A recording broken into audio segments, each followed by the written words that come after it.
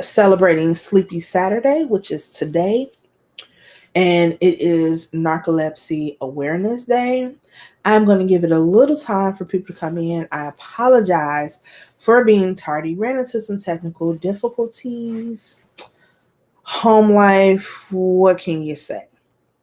But please join in, share this, so that we can spread the word about narcolepsy.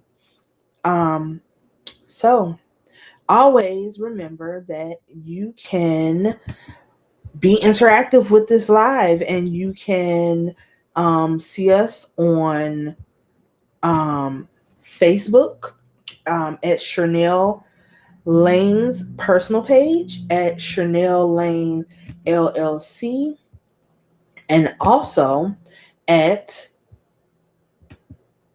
Cherlnell Lane, LLC on YouTube. So these are streaming. It's the same place you can catch Words from a Black Woman's Experience. Again, I just want you all to have the opportunity to share this live with your friends, family, so that we can get the word out about narcolepsy. And it's a very important conversation that needs to happen. I think especially within the Black community, because we don't really know about it, and we don't really I don't think we give it enough of the reverence it deserves, meaning we don't really pay much attention to it. I think sometimes things that happen in the health field with us are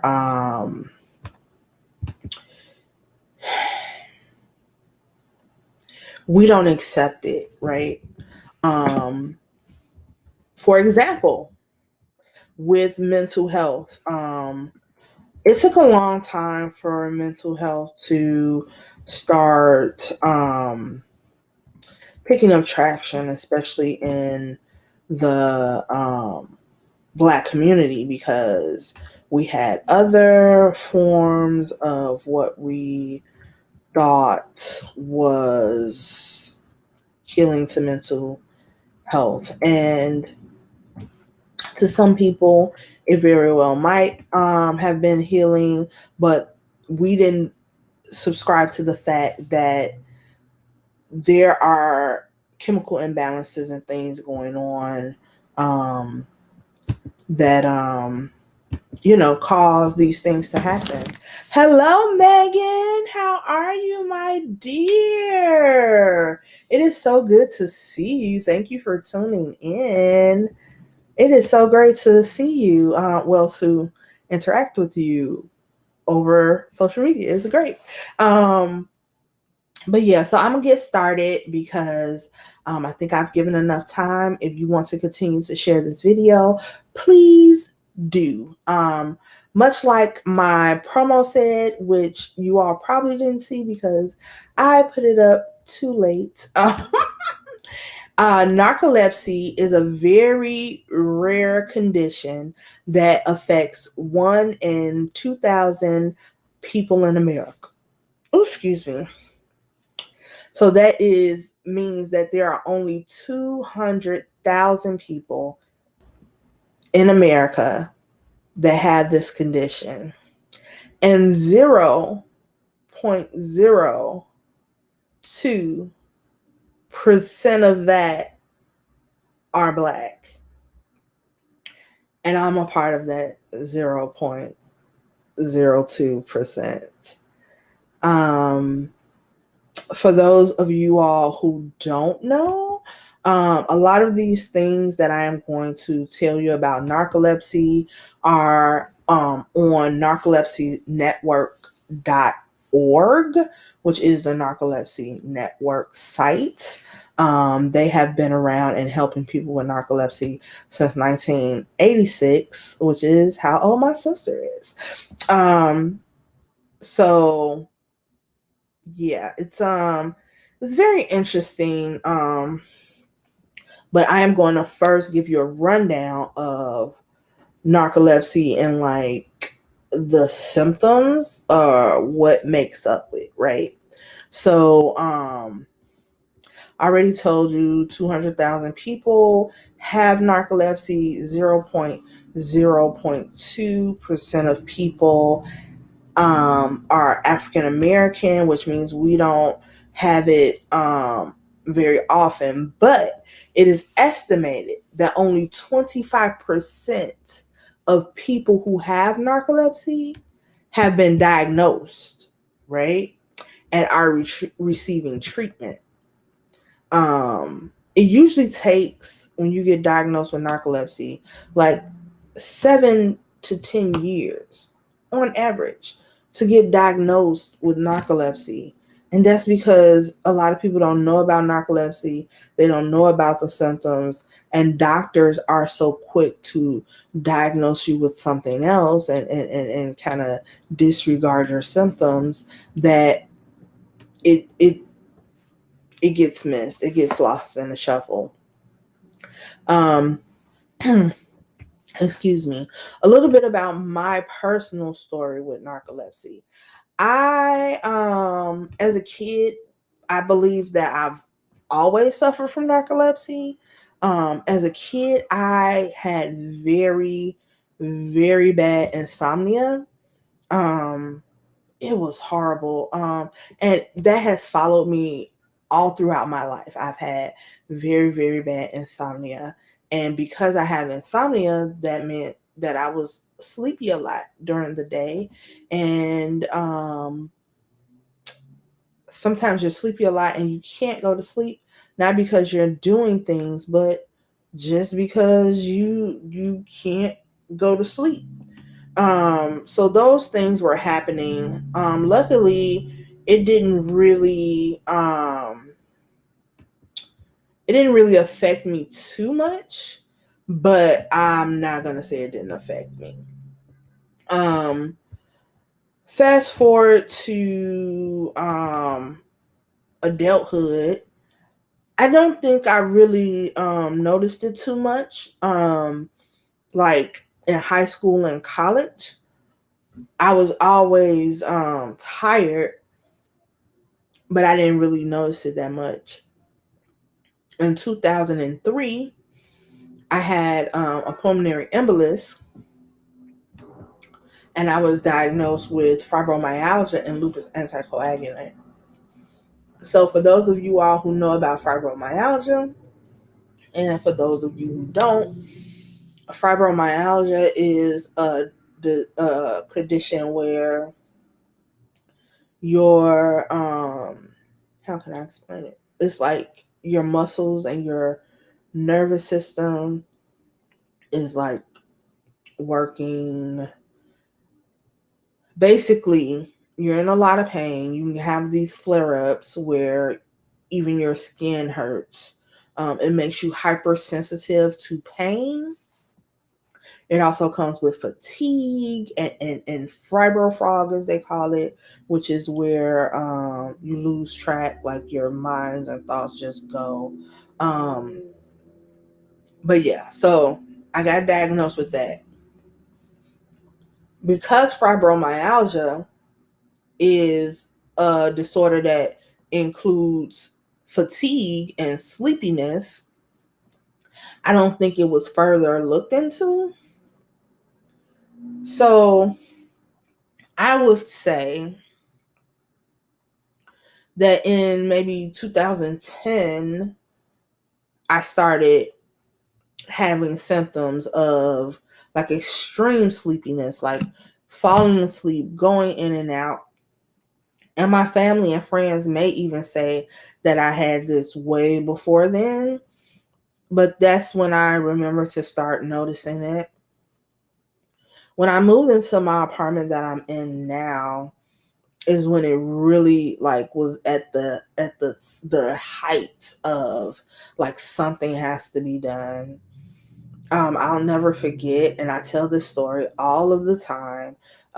When when it got really bad, I called the episodes blackouts, because all during this time I am still not diagnosed with narcolepsy. And when you see it on TV, people are usually making fun of it, and it's like over exaggerated, so you don't really get the full what it is. And like I said, and like I've stated with the statistics, it doesn't really happen that often in the Black community. And because of that, just like other things that are anomalies to doctors or very rare, doctors don't look for it. So, what they started looking for when I had my blackouts, they started looking for seizures. And let me tell you, over about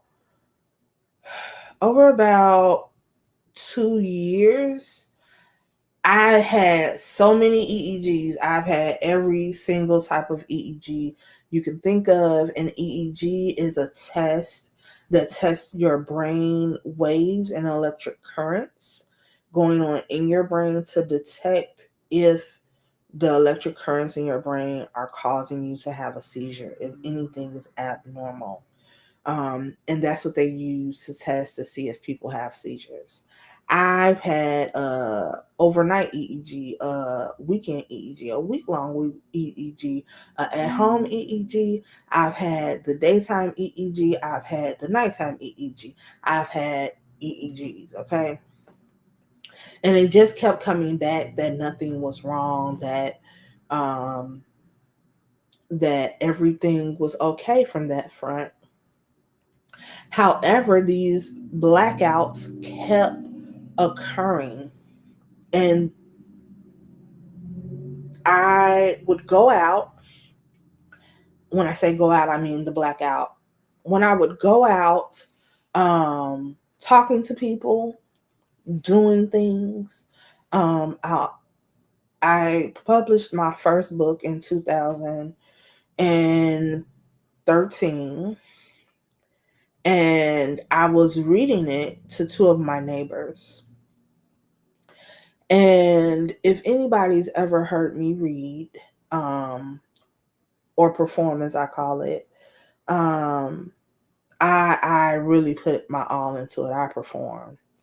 So I'm performing these pieces in my book, and little do I know that I'm having blackouts while I'm performing these pieces in my book.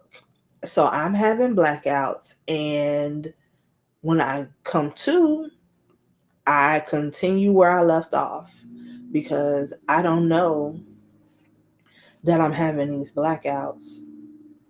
Um, but that's how it went. It went just like that.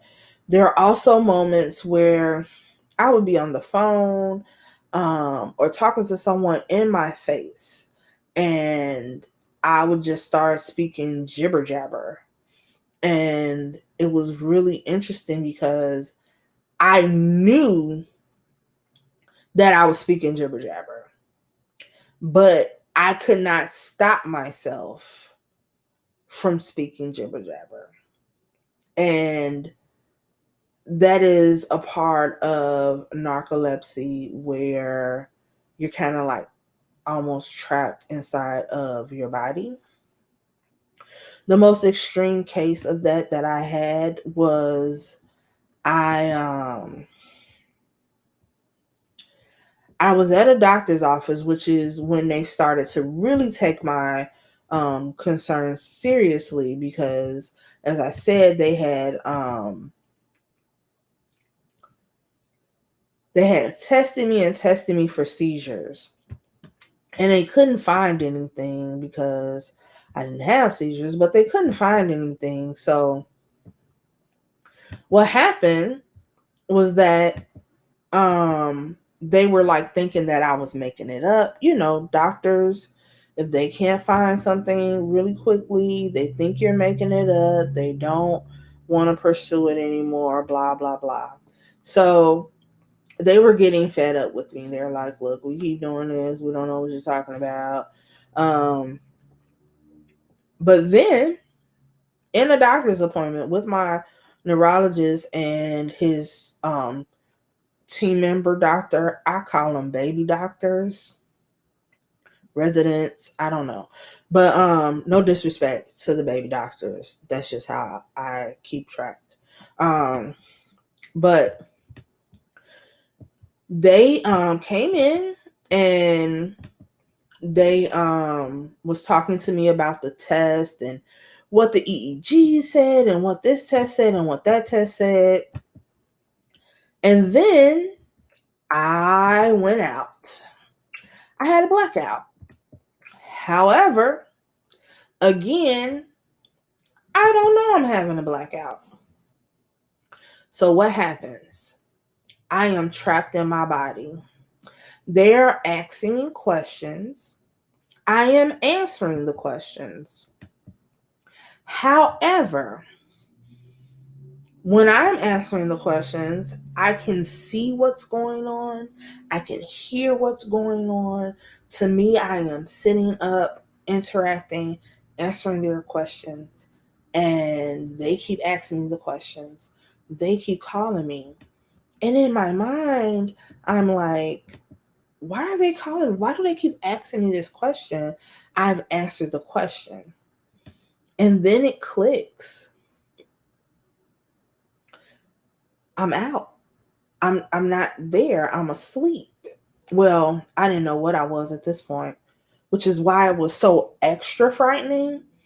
And that's one thing about um, people with narcolepsy, because it takes so long for us to get diagnosed.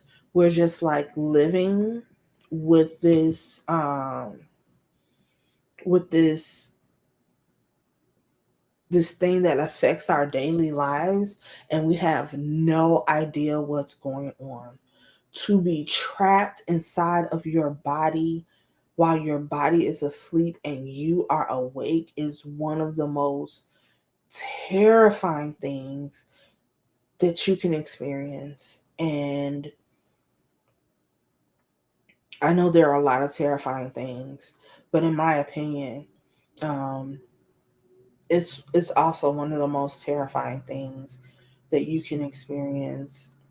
And then to experience that and have no clue of why it's happening.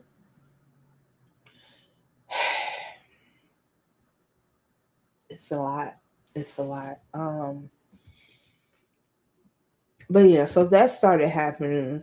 When that happened in that office, they when that started happening in that office, they started really like being like, this is real, what is going on. And they started to tell me, oh, it's sleep apnea, which is the fallback for everything, right? They would say, oh, it's sleep apnea and you need to use a CPAP. So they sent me to get a sleep study from a sleep doctor. And this particular sleep doctor I was that I went to at Northwestern, all of this is at Northwestern. So this particular sleep doctor that I went to at Northwestern um, interviewed me.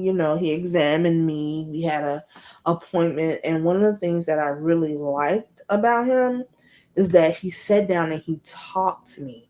He it wasn't like him never looking up, looking down at the page, looking at the computer. It wasn't like, here's your 15 minutes, go.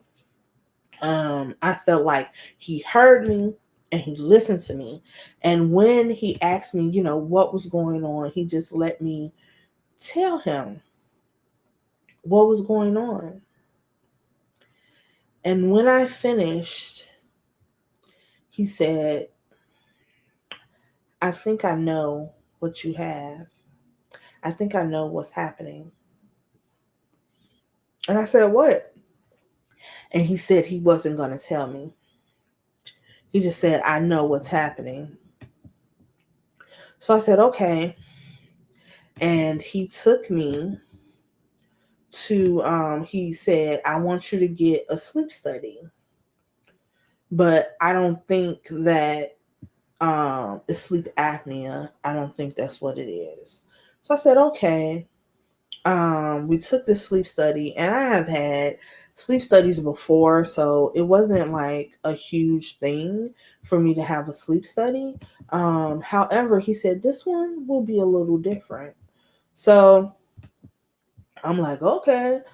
He said you'll be there for that evening and over to the next evening. And I was like, all right. Now at this time, I was having blackouts all day, every day.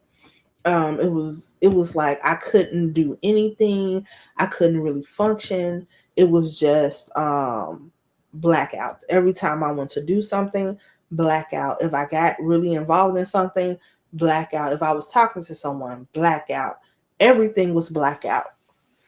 And even though I was sleeping, and sometimes I would black out, like I said, going in and out of things and not, and be out for a couple of minutes. And then there was times where I'm out hours.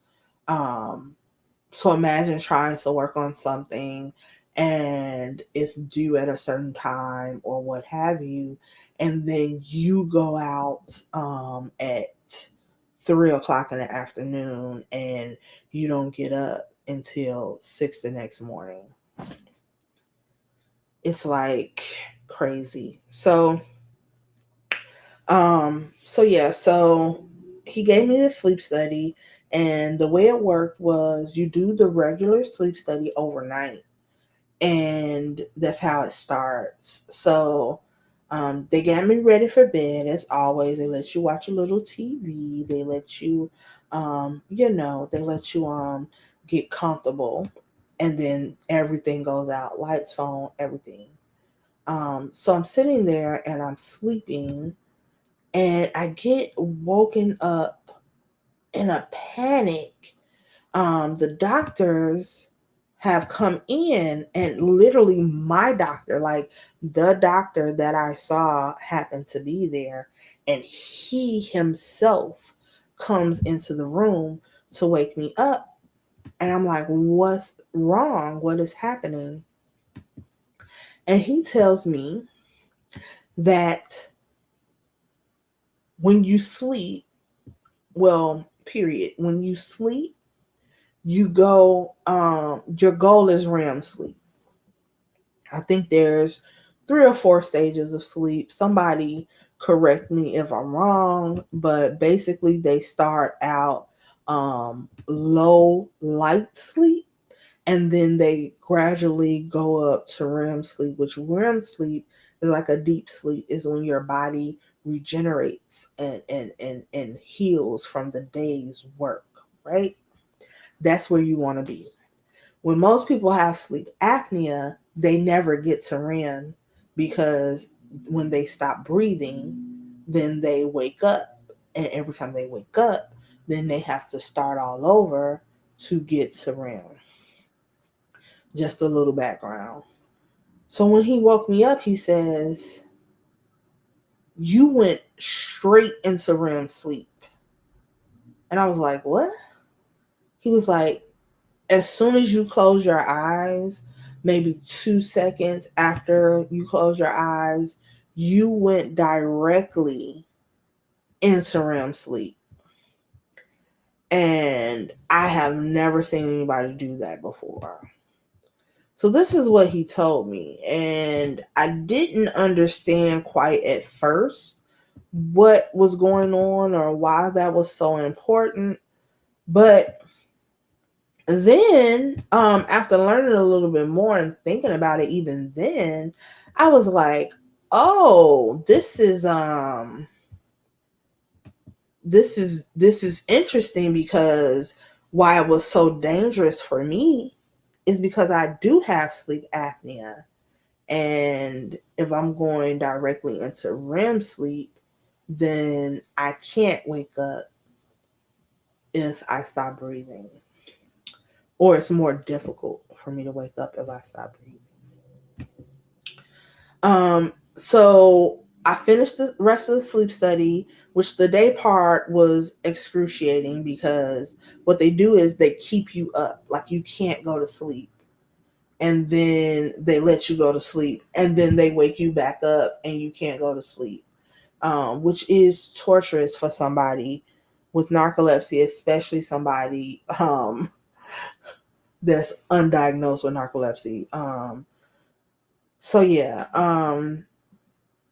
so I took that sleep study, went home, came back to the doctor, and my next appointment, he says, I know exactly what you have. And I said, okay, I'm waiting for him to say, you have extreme sleep apnea, blah, blah, blah. And he says, you have narcolepsy. And I just want the Black people to just think about this, right? If somebody told you had narcolepsy, what would your reaction be? Because I think that we don't talk about it, but I think we don't talk about it because how many people do you know with narcolepsy? It's weird because there already aren't a lot of people with it. And then you add on the fact that there are a minute amount of people from that rare number that actually have it in the African American Black community. It's like a needle in a haystack. Like the hay doesn't necessarily talk about the needle in a haystack because it's just one. And they already don't know about the needle. They don't know about being made from metal and having a hole in it. They just know about straw and being food for horses. So it's the same thing with narcolepsy. So today is Sleepy Saturday, which is Narcolepsy Awareness Day, and um, people are bringing awareness to narcolepsy. And I thought it would be very unique to bring awareness to narcolepsy as well, especially when it comes to Black people. Because it does happen in our community, and when that happens in our community, I don't want the person to be mistreated, misused, or misunderstood. Um, just a few more things. When you know a person with narcolepsy, please understand that, oh, I have narcolepsy. Sorry, I have narcolepsy with cataplexy, which means the muscle tone in your body goes limp. So the people with narcolepsy on TV or movies, and when they have narcolepsy, they collapse. That is the type of narcolepsy I have. And I have so many episodes, like in a day. And then when I have it acting up really bad, like I'm having major, major episodes all day for like weeks at a time. Um, if I was not using a wheelchair, I would be so injured right now. Even though I do use a wheelchair, there are there are even though I do use a wheelchair, it still causes issues because I have run into walls. I have fallen asleep in random places, which is why I'm not really supposed to go to the doctor or anything by myself. Just all of these things. But I manage. I manage. And I'm still managing. So it's It's interesting to have. It's interesting to have. And I'm still learning. So it's something to learn about because it's not widely known. So basically to don't be afraid to share um your diagnosis. Don't be afraid to ask questions and learn about the condition. And when people have it, or even when people are misdiagnosed, don't call them lazy. Don't say, all you want to do is sleep. Um, you never want to do work. Why you can't never do anything, you know, or different things like that, because it's already hard. And I'm gonna speak from the heart right now. It is extremely difficult, right? Especially for me to be disabled already. Because when I was younger, I was a mover and shaker. And I moved and shaked in a different way than I do now. And when my disability started to progress, um, it was heartbreaking. It still is heartbreaking for me because I couldn't do the things I once was able to do. Um, and the biggest thing that bugs me is that I'm not able to work as fast as I used to be able to work. So that slows down my process. And in slowing down my process, sometimes I feel like I'm not doing as much as I should be doing, as I could be doing. I'm not keeping up with other people. Sometimes I feel like this. I'm just going to keep it all the way real. Um, but it makes it worse when the narcolepsy is thrown in because I'm already working slower. And then once my narcolepsy acts up, I can't function. I might be like forcing myself awake, but I can't write. If I write, it's like jibber jabber. Sometimes if I type, it's like jibber jabber. Um, but it's hard for me to stop because I'm doing so many things which I love.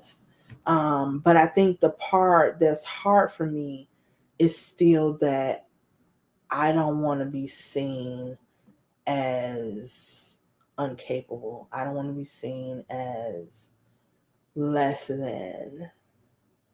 And sometimes it feels like that. Sometimes it feels like that you um when you don't have um people who know what you're going through and or people who empathize with it.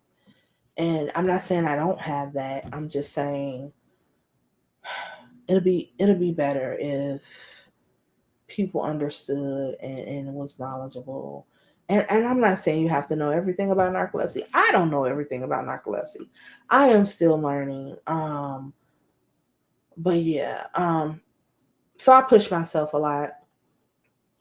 But what I'm learning is that I need to not push myself so much. I need to sleep more. Oh my God. I never take a nap. If my body don't sit me down, that's one thing narcolepsy will do.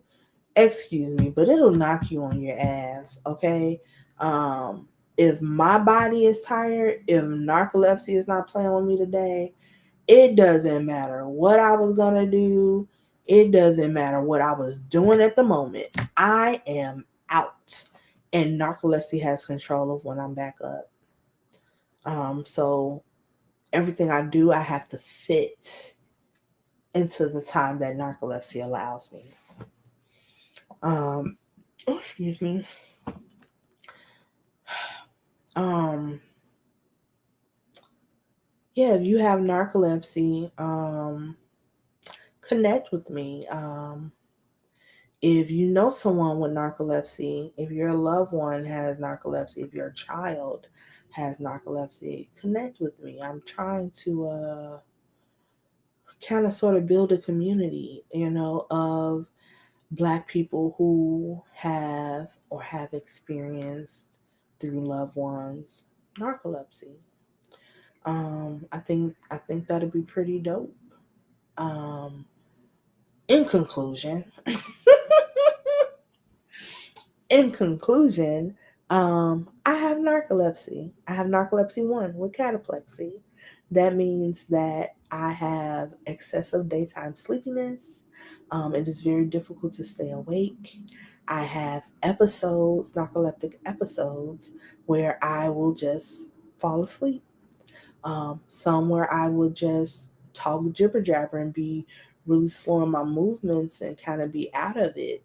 I have episodes where my body goes limp, where my limbs just drop, and I go out, and usually it's when I feel it coming on. I feel an aura, and I'm trying to get to my bed. I'm trying to get home. I'm trying to get to my room. And if it attacks me before I get there, that's when I'm like, um, you know, sitting in the hallway. People have found me at my door, like just knocked out. And luckily, I live in a very small, very neighbor friendly building. But yeah, it's no punk. It's no punk. And people living with narcolepsy are strong and amazing, and we put up with a lot, especially from other people, because sleeping all the time can be seen as lazy. It can be seen as you just don't want to do nothing. um, but that's not what it is for people with narcolepsy. It is so very different, and I think if we all could be more accepting of people, not only with narcolepsy, but just people who have disabilities, people who suffer from chronic illness. Because even if you are surviving something, and somebody else can be surviving the exact same title of thing, that don't mean they're surviving the same thing. Everybody is different. Every illness is different for each person. So let's not hold judgment on other people, and let's just have empathy for each other and helping hands. I've been so tremendously blessed to have help from others, for all kind of areas of my life, and family, friends, strangers, just coming together. And I want that. I want that for everyone. I want everyone to build strong support systems, and especially people with narcolepsy. It's very important to have community, and part of that community being people who have similar experiences as you. I would like to thank the Narcolepsy Network, because they have a national support group that's virtual, and they have very great resources on their website. They have counselors you can talk to. One, I don't know if they're counselors or what, but you can talk to them. They have information. It's just a great place if you have narcolepsy. If you're curious about narcolepsy, or if you have a loved one with narcolepsy, it's a very awesome website that they are doing great things at that website. Now, the greatest thing is that I have a show Monday. So, Words from a Black Woman's Experience is going to happen Monday at 6 p.m. Central Standard Time. And it's going to be on the places you're watching this right now. It's going to be on Facebook. It's going to be on YouTube. So, it'll be at bit.ly/Cherlnell YouTube. Cherlnell YouTube. And then it'll also be on bit.ly/Cherlnell's Facebook. Cherlnell, Cherlnell Facebook. And it's going to be exciting. We have Jessie Bell Cuckoo coming, and she is a Black woman who lives with narcolepsy. She's an artist, amazing person. I can't wait for you all to meet her and to see her. It's going to be a great show. We're going to have a lot of fun. We're going to talk about living with narcolepsy, and she's going to talk about, and we're going to discuss her experience with self-love and narcolepsy. It's going to be a great show. I'm excited to see it. Thank you so much for watching. I appreciate you greatly, greatly, greatly. Check me out Monday for Words from a Black Woman's Experience at 6 p.m. Central on YouTube and Facebook. Catch this replay on YouTube or Facebook, and leave comments. Let me know what you thought. Like I said, my information is in the description. The link for Narcolepsy Network is in the description. If you know of anybody, if you yourself want to connect with me, all my information is in the description, and I am an open book and I am readily available to you. That's it. I love you guys so much. Thank you for listening and being with me as I explained and shared my story with narcolepsy. And hopefully, this brought awareness, and hopefully, you'll share it. You'll share it. All right. That's my piece. Peace. And don't forget,